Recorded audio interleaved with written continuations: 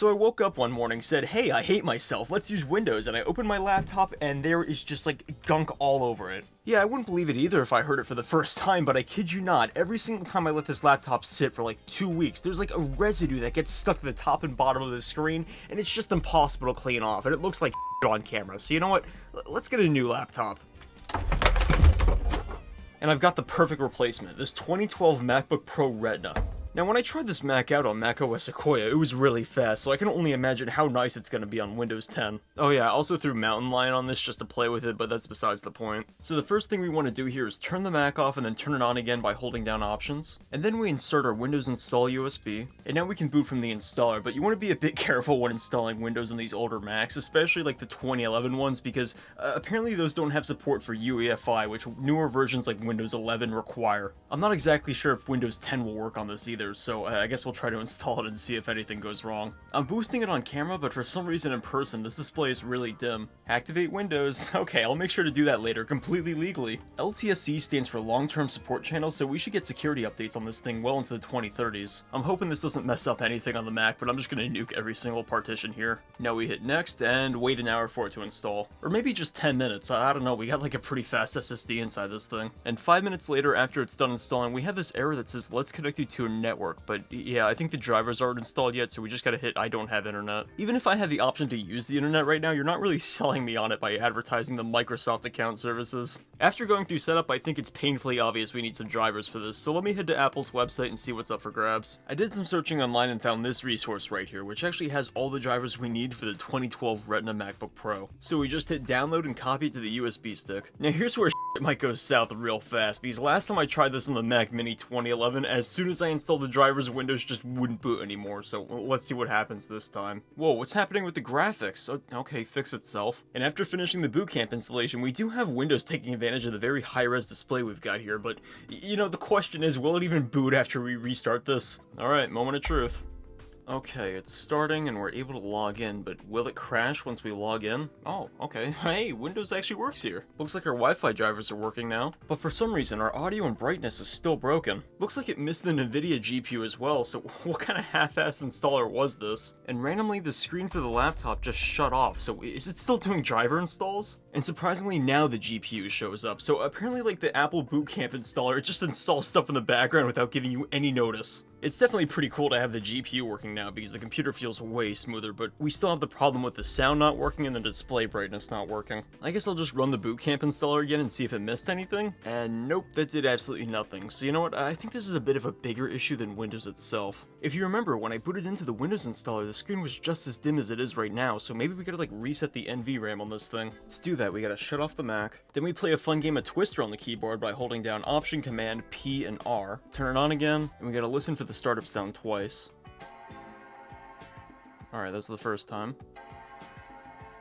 Alright, there's a second one. It seems like that was the fix, and I can tell because I gotta turn the camera down because it's so bright. So we're on the right track because you're not staring at my reflection 24/7, but again, we can't control it with the brightness controls or still control the sound of the thing, so what now? At this point I'm grasping at straws, but maybe Windows Update will fix it? Now take a second to guess what happened. I'll give you 3 okay, of course it didn't work, so we're gonna use Snappy Driver Installer Origin instead. Oh no, when even Snappy Driver Installer Origin isn't working, you know you're screwed. So you see the BIOS mode right here and how it says BIOS? That means we're booted into GPT and not Master Boot Record, or MBR. And even though Windows is working and not crashing every 5 seconds while booted into UEFI compared to the 2011 Macs, we still can't control the brightness or the sound, so we gotta remove the installer, reformat it as Master Boot Record, and try again. Now here's where I'm just closing my eyes and praying, because if this boots, our problems are solved and we have a fully working Windows installation here, but if this doesn't boot, we gotta dig into recovery, convert all the partitions, it's just gonna be hell, so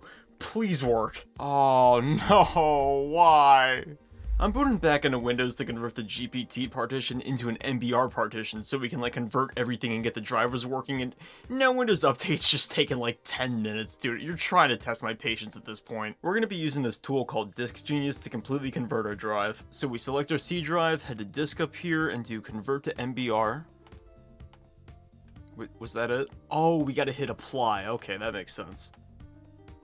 I probably should have read that message. While we have Windows still working here, we may as well just jump right to the recovery. And it seems like there's no recovery inside here, so you know what we're gonna do? We're gonna flash this back to GPT, boot off this, use like the recovery environment inside of there, boot up command prompt, and I guess use that to tell the computer what like drive to boot from now. We have the reflashed USB in the Mac again, so we boot into the installer. To fire up the command prompt, we do Shift F10, list disk, and yeah, there's our C drive. Select disk 0, list partition, and we want partition 3. Let's set that as active. Do some fun commands with bootrec, fix MBR, /fix boot. What, access is denied? Whoa, what do you mean? That's about the extent of my knowledge, so I'm just gonna use some commands from Google. Okay, will this work? Then, yeah? It told me to run this command too, so why not? Oh, okay. Let me just run one last bootrec command and see if it boots. Add installation to boot list. The E drive? Oh, you know what? Yeah, because it's booted into the installer. Yeah, I'll just hit yes. Why? The requested system device could not be found? Okay, you know what? Screw it. Should be good enough. Let's turn off the computer and see if it'll boot. It does look like this is a dead end, but if we hit F8 to get more settings, I bet we can boot into something else, right? Oh. Okay. Oh, you know what? I probably gotta reboot the Mac, hold down Option, and then pick the new bootloader, right? Hey, let's go. There's our new Windows partition. Wait, the Mac's kind of locked up though. Will it boot? An operating system wasn't found. Okay, you know, yeah, we got more work to do. I think I was just being stupid with the bcd boot command earlier because our label is bootcamp and not Windows, so it should work now, right? Oh, okay.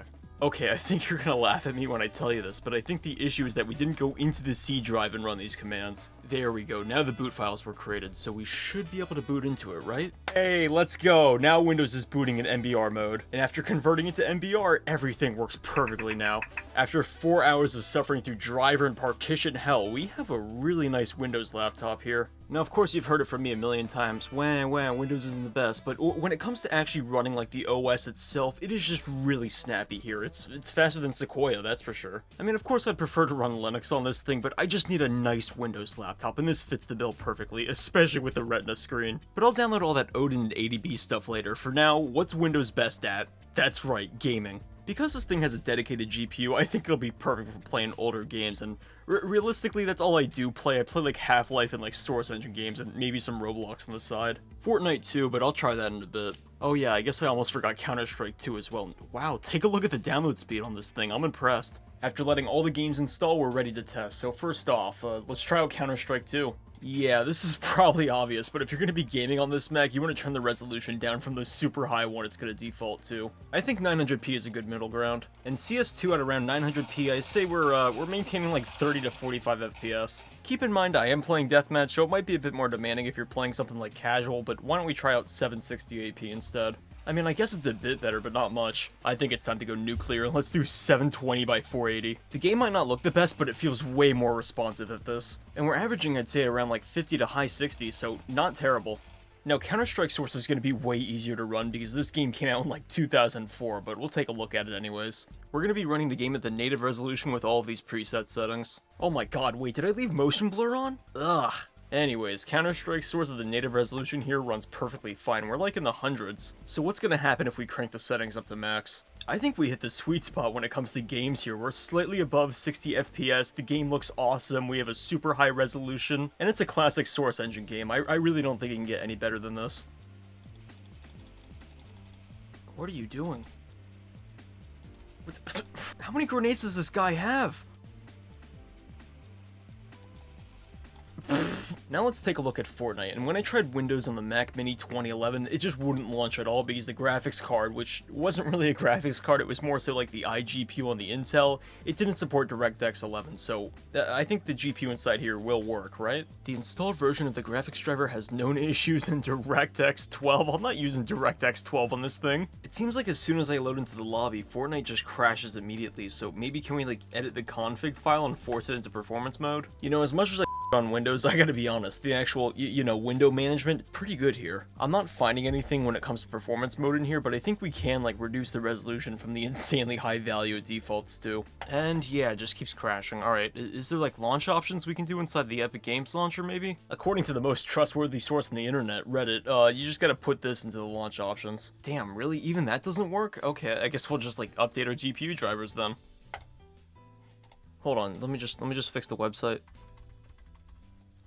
So much better. And hey, Fortnite actually works now. I hope it doesn't crash, but we're gonna try full screen. And it does work, so the entire time I was just being stubborn about the GPU drivers when I should have just shut up and did them. Anyways, we're gonna be running this game at 800p because 1800p, that's not gonna run at all. We're also gonna be playing the game at 23% 3D res, which honestly I might bump up if it does good enough. Wait a second, this can't be 23% 3D res. The game looks way too good, but even at this higher res, the game is actually holding stable at 60 frames a second.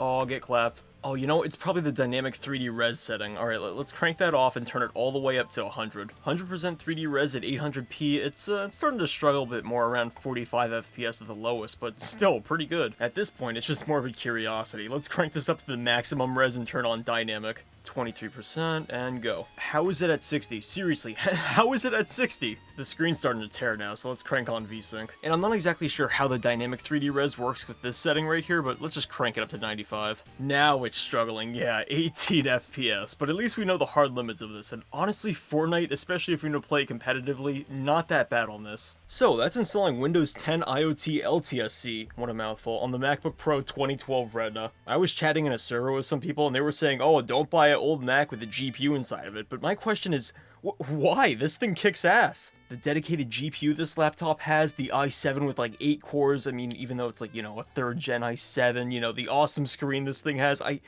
really don't know why people aren't buying just like really old Macs, especially the ones with the Retina screen that uses their Windows laptop, because this is just insane value. I only paid like $130 for this. But with me, it's never enough. Now I want a 2015 MacBook Pro 15-inch. Anyways, thanks for watching. Let me know down in the comments, what other laptops do you want me to take a look at next? Alright, I'll see you later.